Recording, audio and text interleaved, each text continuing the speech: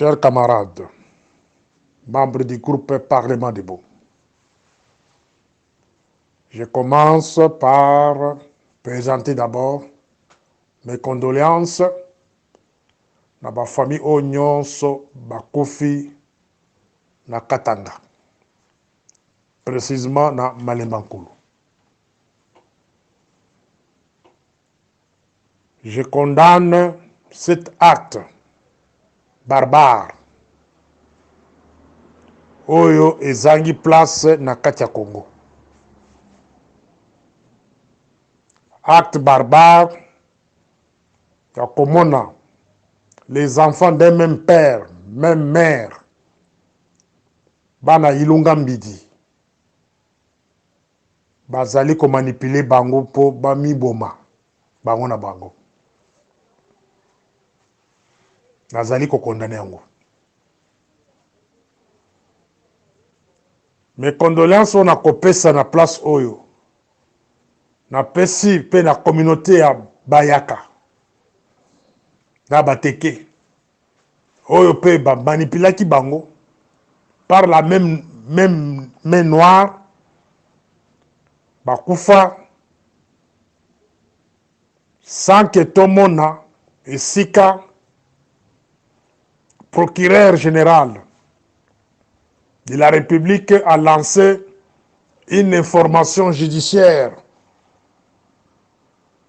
pour que toyeba nani aza la base biloko oyo nyonso banda depuis. Mes condoléances na ngai eke lisusu na yumbi.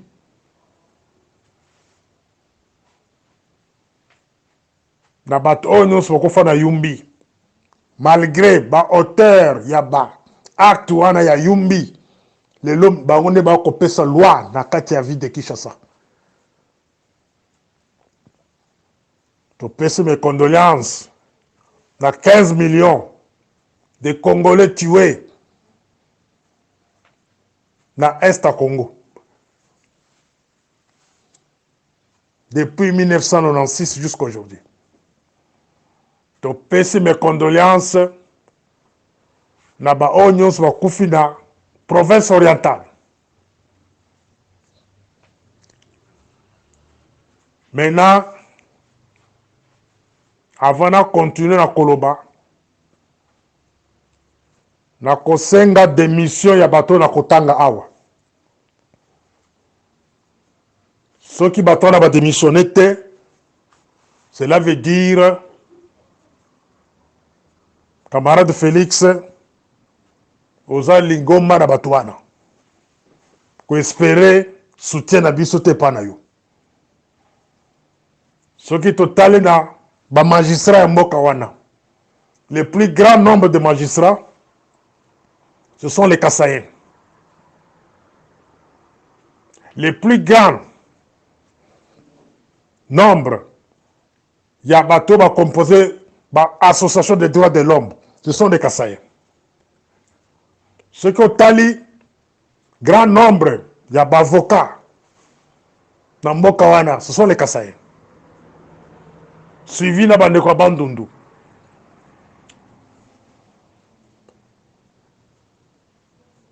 Alors, les Sony, il y a komona ke magistrature ya mboka ezali na maboka baluba. En commençant par lui-même, camarade Félix, un Moulouba. Le procureur général près la Cour constitutionnelle, Moulouba. Président de la Cour constitutionnelle, Moulouba. Mais baza koboma batu na mboka. Ata mokolo moko te toyoka procureur a lancé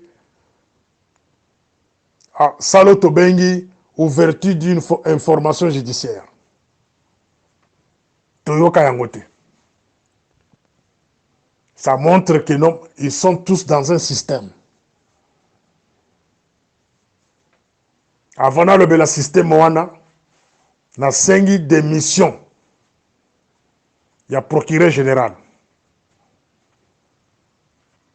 Près la Cour constitutionnelle. M. Moukolo Jean-Paul, Vous devez présenter votre démission. Sinon, Moluba mon côté à Kotikala, qu'on la considérer dans Mbokawana. Parce que vous êtes des complices. Kamoulette, présentez votre démission.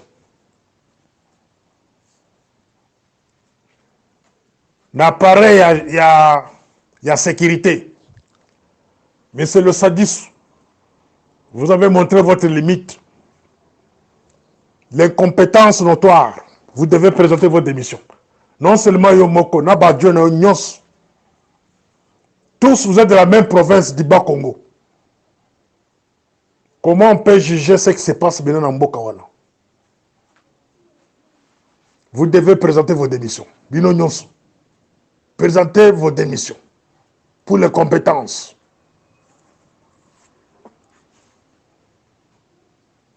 Sauf qu'il y a le niveau de police. Dans le niveau de Katanga, bah, responsable Nyons à Katanga. Au Bazanaba. Responsabilité. Dans le niveau de sécurité, ils doivent aussi démissionner. En commençant par les REDOC. Police. Va me procurer en Boka et à côté wana. Bino se faut présenter la démission de Bino. C'est ici où je vais me réinterpeller, camarade Félix. Na début à mandat na yo, to senga yo, to sa la ba bengi, état généraux des renseignements. Voilà maintenant maloba Morning Star. Ils ont kolanda bino. Attention bobo ingai, mais maloba na ngai kolanda bino. Tana mambeto na mino kolanda bino. To komela yo, ancien conseiller na yo spécial en matière de sécurité BIA. Ceux qui ba fouillé na babilo connaît na carte. Na kati ya batiroir na ye bokuta ba écrit na ngai za wana to senga na bino to kende na état généraux de renseignement poto ye batoza na banani na mboka wana sécurité za na niveau nini to senga to auditer ministère ya décentralisation, un ministère dirigé par un Rwandais de père et mère, un Rouberois pendant des années. Tosenga tosala oba bengi audit. Ce monsieur na règne na ye comme ministre de la décentralisation pendant 11 ans. A Koutabiso na 11 provinces, a Kabonimboka na 26 provinces. Na règne à Rouberoa comme ministre de décentralisation. Nous avons connu le cas de Yumbi. Conflit communautaire, Biloko Bistobosana, Biloko Anakala depuis 1960. Sous Rouberoa, ba manipulé que na Yumbi, ba bomani. Sous Rouberoa, to yebi kabouina sapu. To mona ka kabouina sapu. Ba to bomana kabouina sapu. Sous Rouberoa, Bakuluna va se multiplier partout. Des bateaux, oh, camarade Félix, au moins, bateau malam, au kozo, abaké revoir dans le cabinet non molili. Tant que bateau, on va s'appeler mener na yo, au kozo la kimiate. Communauté na yo, kozo la kimiate. Nous sommes manipulés par les Rwandais. La politique qu'Israël utilise aujourd'hui, c'est la politique que les Rwandais utilisent au Congo. Le Rwanda a boumi Batu, le Rwanda a mis bomi Yemoko, Namboka na 1994. Rwanda a boumi bande connaît propre. Kagame a tué ses propres frères pour se faire victimiser. Dans le monde entier, basé la sympathie dans Rwanda. C'est ce qui se passe au Congo aujourd'hui. On manipule les enfants d'un même père, même mère, Babomana, pour que les autres bâtissent la poste, il y a libéla. Bokosi. Bokosi. Si le procureur général ne lance pas une information judiciaire, s'il ne lance pas des enquêtes, na niveau Kinshasa, Koïba, Banane, à la base de ça, ils doivent démissionner. Et le peuple Kassai, vous devez s'en prendre à ces gens-là. C'est Botana Musikate, Bato Bazoko Bomisebin, Bazana Kinshasa. Bato Bako Sala Kebabo Mabino, Bazana Kinshasa. Et ils sont à la présidence. Dans le cabinet Molili. Ce sont eux qui vous manipulent. Bazako manipulé Bino. Bobo mana Bino na Bino. Je vous ai parlé. Bateau bateau na audio nanga il y a 2 mois passés. Bon revoir audio nanga. Chaque fois quand je vous parle, lance un message beaucoup clé. Dans un message à Naïf Sakabino. Vous avez remarqué que camarade Félix a procédé à na Kolongula. N'appareil en sécurité bateau oyo bazaki censé à koideye. Bato obino bozo ko accuser que non tel assassin, bo accuser que Kalev assassin, balongole Kalev. Balongole Izum. Récemment balongole Mbelo. Be ya bakimi saye.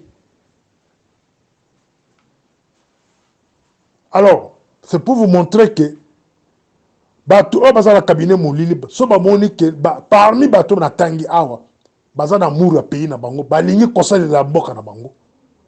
Ces gens-là kosala tout ba pousser camarade de Félix à l'ongula batona na ba poste bango. Donc ya ba moni siko balongoli bato bazala na poste ya ko diriger mboka ko travailler na ba service balongoli bango ba chibino bato o bazala complice. Et vous pensez que biloko ça c'est un débit? Ce qui vont saluer les makamona au kolobate, c'est un débit. Bon, comment on est ça dans Mboka wana? Les Rwandais, ils ont tout fait pour que Babi Mboma, plus de 1 million de Rwandais, Barona Bango. C'est même des tribus, hein, Hutu et Tutsi. Mais dans Congo, nous avons moins de 245 tribus. 245 tribus. Et Bazouchan et Malam ont manipulé les conflits communautaires. Et je suivais le discours du chef de l'État. À niveau, il y a 2 chambres réunies. Assemblée nationale et puis dans le Sénat. N'a qui est cassé justice. N'a bino bato boko ba discours wana. Ni tout na bino salaka. Na yoki esika senge justice. Camarade Félix Soki au salé justice au créé tribunal spécial pour juger les criminels au bao les autres travaillent na bango bao ba ko peso ba ordre na molili bao ba zo ko biso que non to lingo mon chef d'état-major wana te to lingo comme AG wana te to lingo comme commandant de la police te au kotikela ko zana kimiate même le deuxième mandat là zo ko espérer ko zala te. Sans qui oyo kaka biso na début, on t'avait demandé de créer le tribunal spécial. Le tribunal spécial est exposé tous les criminels étrangers. Donc comme dans le monde, le monde a kobangate. Yozo baga ba américain qui ont kufa. Attends ceux qui ba américain ba bomiote, ba congolais ba koboma un jour. Ba to basali que est à Congo 15 millions kufa, c'est le Bill Clinton. Azana kata rapport Bamping. Ba poulain pilitaire ba yebani. C'est Kagame Museveni. Ba poulain Kagame Museveni ba yebani. Ce sont les tango forts ba to ozobo na mboka wana. Pour se comporter comme le président malien, Burkinabé, Niger, ça demande quoi? Tant qu'il n'y a pas le tribunal spécial créé par vous, ne nous parlez pas de deuxième mandat. Nous avons besoin d'en goûter. Parce que ça sera toujours pareil. Ceux qui ont créé un tribunal spécial, jamais 23 il y a habillement. Pourquoi? Bayebi Tokoboma, Bakosa la biso de côté. Ceux qui tribunal spécial les alaka. Mombondo, Elinge du matin. Ce qui se passe à Malebankoul, Elinge ça le matin. Et ça montre que yo moko bazo en otage par les tout nolotique au bavana la cabinet na yo. Bazo en otage, jamais au beta masolo ya tribunal spécial. C'est qu'on connaît le score devant le Parlement, pourquoi? On connaît le pourquoi? Qui est bah bon bah déconanga. Bah toi les mancoul ce sont pas les premières. babumi bato na kati ya Yumbi, babumi bato na kati ya Mai Ndombe, il n'y a pas longtemps. Bazoboma bato na kati ya Kisangani. Ce qui m'intéresse, moi, c'est le silence de vos gens, soi-disant les conseillers. C'est le silence de vos procureurs. C'est le silence de l'ANR. Avant que Bilo connaisse ça, les service de renseignement, il faut être déjà au courant. Dans chaque localité, nous avons un chef d'antenne de l'ANR. Quel est le rôle de ces gens-là? Rôle de chef de poste principal, fin fond, Yamboka. Voilà pourquoi on vous a demandé de recourir aux états généraux de renseignement. Tosengi na bino toskende na état généraux de renseignement. Depuis le début, na comment lettre le 19 mars 2019. Na senga na bino tokende na état généraux de renseignement. Boboya. Parce que vous êtes les otages du RCD Goma. L'IDPS, vous misali ba otage, il y a RCD Goma. Talasco passe comme il est là, IDPS. Je vais vous poser cette question-là en force. Soit disant qu'il y a une campagne. Le 19. Bolingi bo pelisa moto na mboka. Pour plus tard, il y a une élection que vous avez ratée. Naïbi Sabino, que vous êtes les otages, il est tout inolotique. Bazui quelques nombres de gens dans la IDPS pour qu'ils puissent protéger Bango. Nous avons protégé Ruberwa, Bizima, Tango Fort, professeur Mbata, tous ces gens-là du RCD, nous sommes ça que 100, il y a peuple congolais, Bangi tribunal spécial, Bakayi camarade Félix en otage. N'a pas Congolais Moussou. Spécialisé Bino, quand on a solo à Fatibé, distraction. Quand on a tué les gens au niveau de Kisangani, vous savez qui m'a quel. Quand on a tué les gens à l'est du Congo, est-ce que vous savez Makelele? Quand on a tué les gens à Bandou Nusama Ndombe, c'est Monique Sarr qui faisait des bruits ici. Est-ce que vous savez qui Makelele? Mais bon, il y a des soirs, les gens sont ça c'est un début. Ceux qui ont la pression, si votre propre frère a se débarrassé de Rwanda, de Kinshasa, ça sera plus pire. Tshisekedi doit se débarrasser de Rubera, les clans tout rwandais au bazar, na cabinet naïe, à se débarrasser de Batouana. Ce sont ces gens-là, bazo coacher les chefs en sécurité. Les lois qui ont coaché la bino, est du camp. Un monsieur qui n'a jamais fait le commandement nulle part. Article à commander nulle part. À commander ni bataillon, ni compagnie, ni peloton, à commander le bon côté de la vie. À bombarder poste chef d'état-major particulier. Au Babini et du camp. Bon, le baron de Baosakanaï. La sécurité interne en Mboka, à Tchele Kidaï, Jacques Chibanda. Article à nulle part. Expérience professionnelle nulle part. Bon, là, ce que baron de Bazoko, Kochele Batou Moko Boé, passoire. Batou Moko Boé, sur l'heure passée, Batikala cause 100 000 dollars na compte na bangote, même 50 000. Moutoloko là dans l'état bouana, sur les babimile par exemple na 5 millions baché na compte. Et puis c'est que vous avez 5 millions alors moutouane faut tout cela na lobby. Akobo yango. Parce que la vie na tikala cause 50 000, 100 000 dollars. Mais bah il est 5 millions de dollars. D'abord 5 millions de dollars, 1 million de dollars seulement. Boyo cause moutoloko là, Chibanda wana. Botala entourage d'ailleurs, botala cabinet Chibanda wana. Et composé de qui? Et Zaba Rwandais ne va pas ça la wana. Donc bah manipuler la sécurité en Moka. Alors pour mieux manipuler votre frère, bâtile d'abord bâtiment faible peut mener naï. Oh bazaki ya bakasi, babé, ya banane, bambelu, bangono sur le rôle bango. Baki ko zolbino un cardiologue na kati ya poto ba ko chef ANR. Jusque là vous maîtrisez rien. Quand vous lui posez la question sur le Mankoul, Aïbi le comment côté, posez la question à Bondo, qui est le chef de département sur ce intérieur, je ne sais pas quoi. qu'est-ce qui se passe à Malimankoula? Il n'a pas de rapport.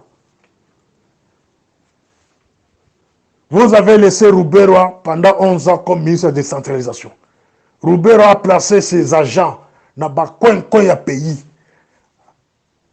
Rouberoa dirige le Congo, Azana Bajan, Aïba Congolais de père et mère, a placé dans toute l'étendue de la République. C'est ça l'année à Sole Sala Kaboussala, il y a cabinet Moulili. Bajan a un il y a Sole à l'État, 10 000 agents, vous avez presque pas.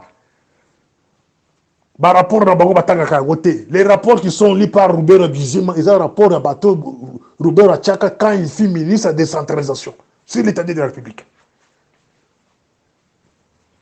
Soboki na Goma bokuta bureau ya ANR zali awa, bureau ya Rwanda zali awa. Il y a service de sécurité à Rwanda awa, dans l'aéroport à Goma. Allez vérifier. Bon, on a un deuxième audio. Maintenant, je vais vous parler de l'Est. Pona Oyo, Makamwesa na Malimankoulou, ce sont des actes que nous condamnons. Moi, personnellement, je condamne ça. Mais, nous condamnons seulement parce qu'ils ont Malimankoulou. Bon, ils ont eu Kisangani il n'y a pas longtemps. Oyo, Salamaki dans na Kwamutu. Oyo, continuent à construire dans l'Est tous les jours. Vous vendez qui, mais pourquoi? Il est temps à côté de Masikoyo. Mettez-vous debout dans la vie de Kinshasa. Chassez ces gens-là qui sont dans les cabinets Moulili. Boyebe Seka Bizima Asala Kamusala. Boyebe Seka Roubera Vandaka. Boyebe Bakabiné Wana. Mettez-vous debout, les hommes, les femmes, les militaires, vos télémas. Ceux qui vont néantir cabinet Wana te. Beaucoup de esclaves, individus jusqu'à la mort. Batouana nde bazo organiser manipulation wana. Soi-disant conflit communautaire. Conflit communautaire au Congo, ça n'existe pas. Ils ont manipulation. Et puis ça, bon, kébité. Bangonde bazo koyena butu. Baboumi batu au nom de Balubakati. Bakoyer sous lobby. Bakoubou Balubakati au nom des Kassaïens. Ce boy baton opérakate. À Yumbi, ils ont fait la même chose. À Yumbi. Ce sont les Rwandais qui tuaient les autochtones de Yumbi. Baye da kambo baboumi bato côté boy. Baye boy na butu baboumi côté musuboy. Ceux qui bon d'opérateur à bateau en terre, beaucoup si là. Pour terminer, dans le de Peter Kazadi, il te reste un mois pour babé au ministre. Mais convoquer État généraux, il y a un chef coutumier. En urgence. Bon, convoquer État généraux, il y a un chef coutumier. 245 tribus sur 145 territoires. Ceux qui vous ont organiser une conférence par vidéo. Mais un grand nombre de ces gens ne faut pas en Kinshasa. Y compris le chef de renseignement et la province, le territoire de Swana. Les chefs coutumiers, vous devez vous parler en face. Les chefs coutumiers, vous devez vous retrouver à Kinshasa. Ça, c'est la contribution de Morning Star. Bon, Fouta-Kangaïté, mais je vous donne des idées gratuitement sur la place publique. Convoquez tous les chefs coutumiers de 145 territoires de la ville de Kinshasa. Tenez une conférence de nos chefs coutumiers. Nous devons nous réconcilier avant tout entre tribus. Que chaque tribu nous parle. Que chaque tribu nous parle.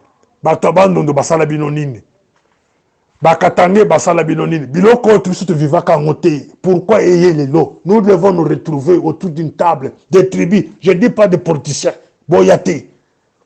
Chef coutumier. Vous devez vous réunir et pour prendre des décisions. Mais avant cela, Démission, il y a bateau Natania. Procureur, vous devez présenter votre démission. AG, Lusadisu, présentez votre démission. Na badjo na union misatu. Vous devez quitter d'abord l'ADER. Pour l'incompétence. Baredok Nyonso, sur l'étendue de la République, vous devez présenter vos démissions. Quand un pays, l'insécurité règne, va changer qu'appareil à sécurité. Quand l'insécurité règne, on change l'appareil de sécurité. Ça montre qu'il y a l'incompétence. Dans les 5 ans, camarade Félix a changé au moins 3 fois le ministre de l'Intérieur, 3 fois le chef de renseignement. Ça montre que lui-même ne maîtrise pas la sécurité du pays. Ça prouve qu'il ne maîtrise pas la sécurité du pays. Cette fois-ci, moi, je demande la démission d'abord des têtes. Il y a sécurité. Son conseiller privé en matière de sécurité, M. Mandungu, vous aussi, vous êtes sur la liste, vous devez démissionner. Je me pose la question, quel genre de conseil au PSA Kaboutouana? Au PSA ma conseil, sur le plan sécuritaire. Votre conseiller spécial en matière de sécurité, le prof là, na ba toi cabinet na yo, ba bochabo na ba lumanu, vous devez présenter la démission. Ça montre que sécurité à pays et allez maîtriser tes bateaux, nous sommes par-ci par-là. Vous devez présenter vos démissions. Et en attendant, vous convoquez le chef coutumier de la ville de Kinshasa, Bango Nyon sur l'étendue de la République. Vous devez vous parler. C'est le moment de prendre une décision. Voilà. C'était mon histoire.